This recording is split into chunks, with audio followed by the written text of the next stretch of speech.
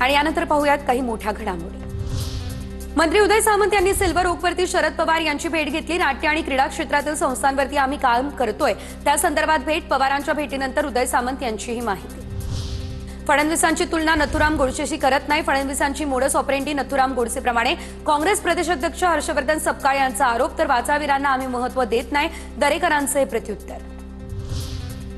उद्या सर्वपक्षीय शिष्टमंडळ राज्य निवडणूक आयोगाला भेटणार। शिष्टमंडळात उद्धव ठाकरे, राज ठाकरे, पवार असणार। राऊतांची ही माहिती। तर उद्या उद्धव ठाकरे, राज ठाकरे आणि पवारांची एकत्र पत्रकार परिषद होणार असं देखील राऊतांकडून स्पष्ट। ठाण्यात अटक केलेले पालिकेचे उपायुक्त शिंदेंचे हस्तक होते। राऊतांचा आरोप। तर लुटमार आणि गुंडगिरी मोडून काढा असे आदेश ठाण्यातही दिले पाहिजे। संजय राऊतांचं मुख्यमंत्री फडणवीसांना हे आवाहन। रामदास कदम सत्तेसाठी लाचार। बाळासाहेबांनी रामदास कदमला आमदार मंत्री केलं, मात्र जो स्वतःच्या भावाचा नाही झाला तुमचाही नाही होणार। भास्कर जाधव यांचा हा घणाघात। कबूतरखाने ठेवायचे की उडवायचे चर्चा करून निर्णय घ्यावा। मुंबईच्या भवितव्याबाबत निर्णय घेण्याचा अधिकार मराठी माणसाला।